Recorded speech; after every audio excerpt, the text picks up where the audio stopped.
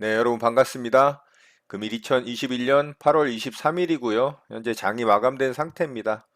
자, 오늘 시장 나름 괜찮은 모습으로 반등에 성공을 하는 모습을 좀 보여줬지만 뭐 시장에서 그렇게 강하게 움직이는 시장 대장주급 종목은 또 없었습니다. 그래서 매매할 종목이 뭐 제 눈에는 그렇게 보이질 않았고요. 저는 오늘 두 종목 매매 대응하고 좀 마무리를 했습니다. 자, KH 바텍부터 좀 보도록 하겠습니다. 자, KH바텍 오늘 매매 대응을 좀 했는데요. 장중에는 이런 전고점 자리 돌파를 하면서 나름 강하게 움직이는 모습이었고요. 이런 매물대들이 있어서 그런지 위로 강하게 좀 뻗어가는 모습은 아니었습니다. 그래서 이 종목은 매수하고서 뭐 본전가 근처에서 매도하면서 수수료 마이너스 정도 마무리했고요. 시장보다는 강한 모습이죠. 자, KH바텍이 움직인 이유는 최근에 삼성에서 갤럭시 폴드 3하고 갤럭시 플립 3 출시가 됐죠. 자, 그 핸드폰이 이 사전 예약이 엄청나게 흥행을 좀 이루고 있다라는 이슈가 있어요. 그래서 KH 바텍이 부품 공급 이슈로 좀 수혜가 예상된다라는 그런 이슈가 생기면서 강하게 좀 상승이 나왔습니다. 자, 아침서부터 강하게 상승이 나왔죠. 개불 띄우고서. 그래서 이 종목 제가 요 정도 구간에서 매수를 했어요. 요 정도 구간에서 매수를 했는데 아래쪽으로 생각보다 좀 깊게 빠졌어요. 요런 자리 이제 지지해 주다가 이탈이 나오는 모습이 나왔고, 그래서 약하다라고 판단을 하고 반등 줄 때 본종가 근처에서 매도하고 마무리했습니다. 장중에 계속 횡보를 하면서 마감이 됐고, 뭐 양봉으로 마감이 되면서 그래도 강한 모습을 잘 유지를 해줬는데요. 위로 좀 강하게 뻗어나가는 그런 모습으로는 만들어지지 않아서 저는 본종가 근처에서 매도하고 마무리했고요. 이렇게 매매 좀 마쳤습니다. 자, 이렇게 정고점은 뚫고 가는 모습이지만 앞에 이제 매물대가 있기 때문에 조금 횡보할 가능성도 있다라고 생각이 돼요. 윗꼬리도 좀 달렸고.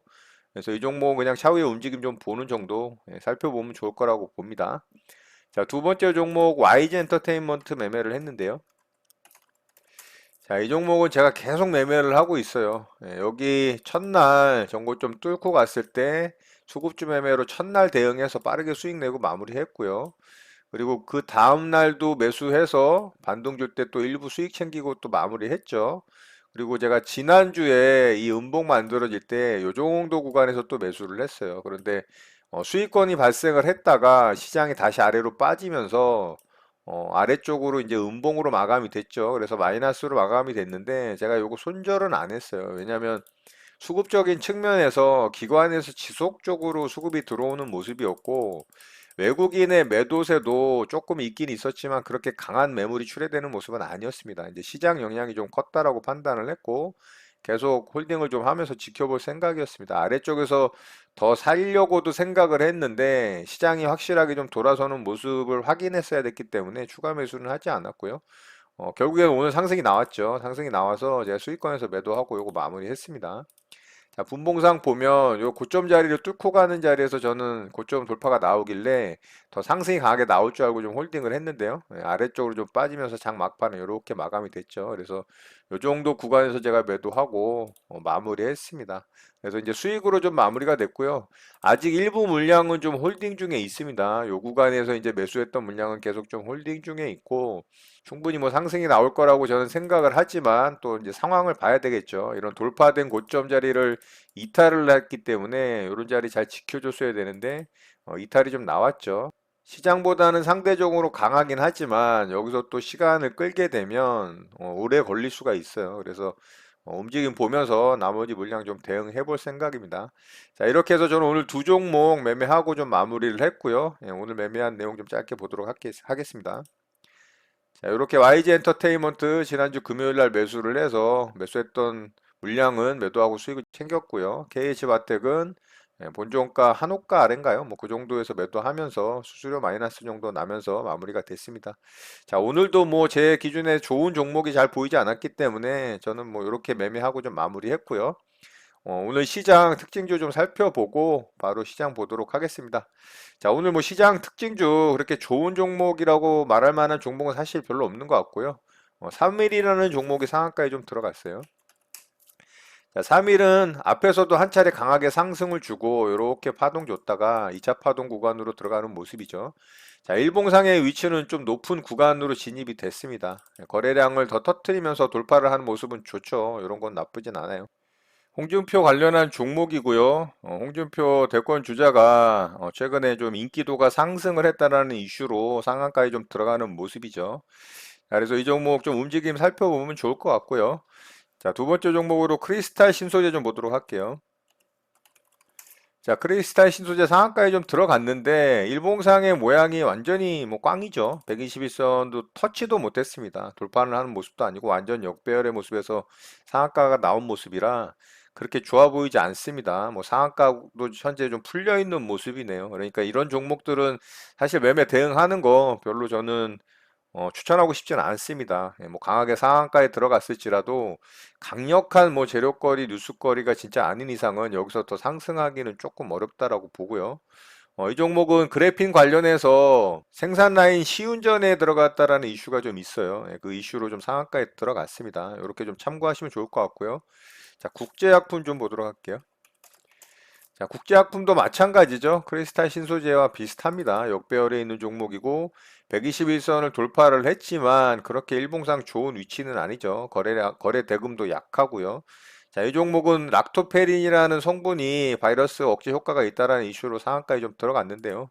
마찬가지로 그냥 참고하는 정도로만 좀 봤으면 좋겠습니다. 그렇게 좋은 일봉상의 위치가 아니기 때문에 여기서 뭐 더 강하게 상승으로 좀 뻗어나기는 어렵지 않을까 생각을 합니다. 자, 그리고 LG화학 좀 보도록 할게요. LG화학은 오늘 좀 음봉이 길죠. 자, 이렇게 얘는 시장 반등이 나왔는데도 불구하고 마이너스 11%의 종가로 마감이 됐습니다. 자, LG화학은 이 GM 볼트 전기 차량이 있거든요. 그게 리콜을 한다라는 이슈가 있어요. 한 10억 불 규모라는데 이 LG화학에서 이제 배터리를 납품을 했죠. 그래서 LG화학에서 배터리 셀 관련해서 이제 책임을 지는 거고, LG전자에서 배터리 모듈 관련해서 또 납품을 하는 회사이기 때문에 두 회사가 좀 영향을 많이 받았습니다, 오늘. 자, LG전자도 오늘 뭐 시장 반등과 반대로 하락을 했죠. 그 이슈 때문에 그래요. GM 볼트 리콜 사태 때문에. 그래서 최근에 수급이 굉장히 좋았어요. 외국인의 수급이 굉장히 강하게 들어왔던 종목이라 시장이 하락함에도 불구하고 LG화학은 강한 모습을 보였는데 갑작스러운 돌발 악재로 인해서 마이너스 11%까지 빠지는 진짜 이런 경우도 흔치 않은데 그래도 여기 이제 돌파된 고점 자리 여기서 한 차례 지지받고 반등 나왔던 자리 근처까지 떨어진다면 또 가격적인 메리트가 생기는 구간이기 때문에 아직까지도 2차전지 배터리 제조 3사 중에 뭐 독보적인 LG화학이기 때문에 어떻게 보면 또 이런 악재가 더 이제 하락을 줘서 가격적인 메리트가 생긴다면 또 기회가 될 수도 있습니다. 그런 측면에서 좀 관심 있게 지켜보면 좋을 것 같아요. 자, 오늘 특징주는 이 정도 마치도록 하고요. 뭐 이 외에는 진짜 시장 대장주급 종목은 전혀 보이지 않았던 시장이었던 것 같아요. 시장 반등 대비 그렇게 이 종목들의 움직임이 좋았던 건 아닙니다. 뭐 전반적으로 종목들의 상승이 나오긴 했지만 자, 우리 시장 바로 좀 살펴보도록 하겠습니다. 자, 우리 시장은 장 중에 아주 좋은 모습으로 잘 만들어지고 있었어요. 종합 같은 경우 양봉으로 이렇게 유지가 되고 있었거든요. 그래서 요렇게만 만들어진다면 내일을 좀 기대해 볼 만하다 이렇게 좀 생각을 하고 있었는데 요게 장 막판에 윗꼬리가 좀 달렸어요. 이게 굉장히 또 아쉬운 모습이 됐습니다. 자, 이날하고 비슷하죠. 이날도 이 음봉을 다 감싸는 양봉으로 만들어지다가 장 막판에 이렇게 윗꼬리가 달리면서 마감이 되면서 제가 굉장히 아쉽다라고 말씀을 드렸는데 그 다음날 결국엔 또 하락을 하면서 마감이 됐죠. 자, 오늘도 윗꼬리가 달리면서 이제 거의 양봉 도지 캔들에 가까운 모습으로 마감이 됐어요. 이렇단 얘기는 코스피 시장에서의 이제 매수세와 매도세가 좀 부딪혔다. 그래서 어느 쪽으로도 뭐 방향을 잡지 않은 모습인데 갭을 띄우면서 플러스로 마감이 되긴 했습니다. 종가상 플러스 0.97%로 마감이 됐지만 이 윗꼬리가 달린 부분이 굉장히 아쉽습니다. 분봉상 보면 이게 장 막판에 이렇게 이제 떨어졌거든요. 이게 수급적인 측면에서 외국인이 코스피 시장에서의 장 막판에 매도를 좀 하는 바람에 이런 모양이 만들어졌어요. 자, 반면에 코스닥 시장은 그래도 아주 좋은 모습으로 마감이 됐습니다. 자, 코스피 시장도 이런 모습으로 마감이 됐어야 돼요. 이 음봉에 지금 3분의 2 이상 다 잡아먹었죠. 이러면은 굉장히 강한 그래도 기술적 반등일지는 모르더라도 강한 수급이 들어왔다라고 볼 수가 있거든요. 자, 수급적인 측면을 좀 보면 자, 역시나 이제 코스피 시장에서의 플러스로 이제 외국인 수급이 들어왔었거든요. 그런데 이게 장 막판에 이제 마이너스로 전환이 된 겁니다. 이렇게 이제 매매 동향을 보면 이렇게 플러스로 유지가 되다가 장 막판에 이렇게 이제 아래쪽으로 매도가 나오면서 마이너스로 좀 수급이 잡혔어요. 그래서 좀 아쉽고요. 반면에 코스닥 시장은 강한 매수 수급이 들어왔죠. 3천억이 넘게 들어왔기 때문에 이런 모습이 유지가 되는 겁니다. 결국에는 외국인의 수급입니다. 예, 그거를 뭐 저희들이 어떻게 할 수 있는 부분은 아니고, 자, 오늘 환율이 좀 하락을 해줬죠. 예, 역시나 이제 환율이 하락이 이루어지니까 외국인의 수급이 좀 들어왔다라고 볼 수가 있고요. 자, 그렇지만 더 하락을 좀 해줘야 됩니다. 예, 환율이 아직도 고가권에 있기 때문에 조금 더 환율이 하락을 한다면 코스피 시장에서의 이제 수급도 외국인의 매수 수급이 좀 강하게 들어올 가능성이 있다. 이렇게 좀 볼 수가 있을 것 같아요. 자, 지난주에 이제 미국 증시가 그래도 잘 마감이 됐어요. 미국 증시는 연준의 이 조기 테이퍼링에 대한 부분이 좀 완화가 될 수 있다라는 기대감이 생겼습니다. 아무래도 이제 델타 변이 바이러스가 확산세가 좀 심하다 보니까 5만 명대에서 10만 명, 13만 명대 가더니 최근 일주일 평균이 거의 15만 명대까지 육박을 합니다. 자, 그렇기 때문에 경제 둔화가 또 우려가 된다라는 이슈로 조기 테이퍼링을 좀 연장할 가능성이 생겼다라는 이제 이슈가 생겼습니다. 그러니까 미국 시장이 거기에 좀 반응을 한 거죠. 그래서 지난주에 미국 시장이 좀 좋은 모습으로 마감이 됐고, 우리 시장이 오늘 이제 갭상승으로 시작을 했던 이유죠. 그리고 코스닥 시장은 또 잘 마감이 됐고요. 자, 거기다가 제가 지난주에 말씀드렸지만 26일부터 이제 잭슨홀 미팅이 진행이 됩니다. 자, 그러면 이제 분위기가 조금은 이 비둘기파적인 메시지가 나올 가능성이 높다라고 봐야 되겠죠. 델타 변이 바이러스에 의한 경제 둔화에 대한 우려가 또 생겼기 때문에 거기다가 테이퍼링이 또 미뤄질 수 있을 가능성에 대한 이야기도 나왔다라는 부분. 그렇다면은 시장은 26일부터 시작되는 잭슨홀 심포지엄에서 이 파월 의장의 이 시장 친화적인 어떤 발언을 기대를 할 가능성이 있어요. 그러면 시장은 거기에 기대 심리가 생기면서 미국 시장이 조금 좋은 모습이 나올 가능성이 있다. 자, 그렇다면 우리 시장도 거기에 맞물려 이번 이제 시장 급락에 대한 이제 반등을 시도할 가능성이 있다라고 좀 생각이 됩니다.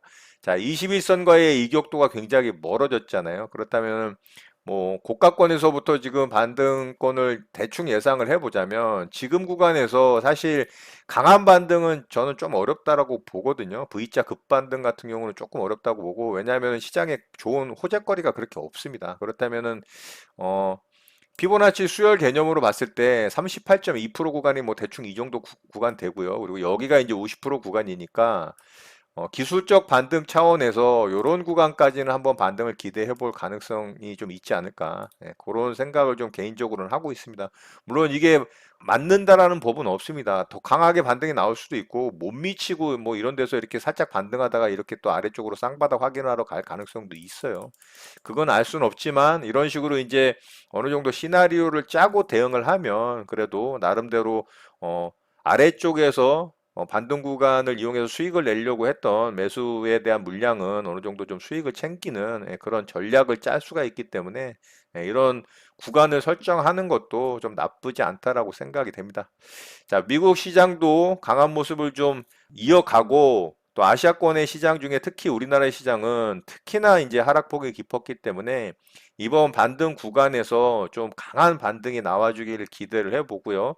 오늘 양봉이 만들어지긴 했지만 코스피 시장은 조금 아쉬운 모습이라 내일 한 차례 이런 이제 강한 양봉 캔들이 만들어지면서 5일선을 회복을 하고 요 음봉까지 잡아먹는 양봉 캔들이 이렇게 강하게 나와준다면 뭐 더없이 더 좋겠지만 이 음봉 캔들만 넘어서는 양봉 캔들이 만들어져도 조금 더 반등을 할 수 있는 어떤 기틀은 좀 마련이 될 수 있을 거라고 봅니다. 그래서 이렇게 이제 만들어지는지 그런 부분을 좀 체크하면서 시장 대응하면 좋을 거라고 생각을 합니다.